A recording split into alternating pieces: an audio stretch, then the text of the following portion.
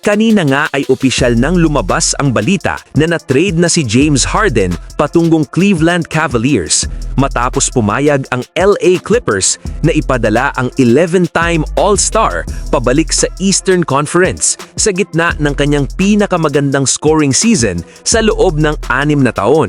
Ayon sa ulat, kapalit nito ay si Darius Garland at isang second-round pick. Bagamat hinihintay pa ang formal na approval ng NBA, inaasahang magiging opisyal ito bago ang tapatan ng Cavaliers at Clippers sa Intuit Dome. Sa panig ni Harden, malinaw na malaki ang naging kontribusyon niya sa Clippers ngayong season. Nag-a-average siya ng 25.4 points kada laro, ang pinakamataas niya mula pa noong 2019 to 2020 season. Isa rin siya sa mga pangunahing dahilan kung bakit muling nakabalik sa playoff at play-in contention ang Clippers matapos ang napakahinang simula na 6-21 record. Kaya hindi rin katakataka kung bakit sinabi ni Coach Tyronn Lue na malaking bahagi si Harden ng sistema ng koponan. Para sa Cavaliers, mukhang win-now move ito. Ang pagsasama ni na Harden at Donovan Mitchell ay nagbibigay sa Cleveland ng dalawang high-level creators na kayang magdala ng opensa sa crunch time. May mga analyst din ang nagsasabi na sa ginawang move ngayon ng Cavaliers ay mukhang naghahanda nga daw ito sa pagbabalik ni LeBron James sa kanyang hometown team. Sa kabilang banda, para naman sa Clippers, mas nakatuon ito sa hinaharap. Si Garland ay 26 taong gulang pa lamang, 2-time All-Star at may solidong averages na 18 points at 6.9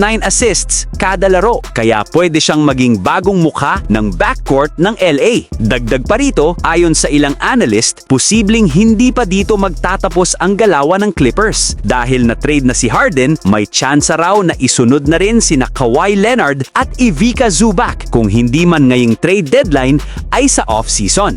Marami na ang nagpapakita ng interes kay Zubac dahil sa kanyang pisikal na presensya sa ilalim, solid na rebounding at kakayahang magprotekta ng ring. Isa sa mga koponang tinitingnan bilang posibleng destinasyon ni Zubac ay ang Los Angeles Lakers. Matatandaan na hindi umano itinuturing ng Lakers si DeAndre Ayton bilang long-term solution sa center position. Kaya posibleng pumasok si Zubac sa radar nila, lalo na't may sapat silang expiring contracts para makagawa ng galaw sa off-season. Kung sakaling mapunta si Zubac sa Lakers, malaking tulong ito kina Luka Doncic at Austin Reeves. Para kay Luka, si Zubac ay pwedeng maging ideal pick-and-roll partner na kayang mag-set ng matitibay na screen at mag-finish sa ilalim. Para naman kay Reeves, makakatulong ang presence ni Zubac sa pagbubukas ng driving lanes at pagbibigay ng second chance points sa opensa. Sa depensa,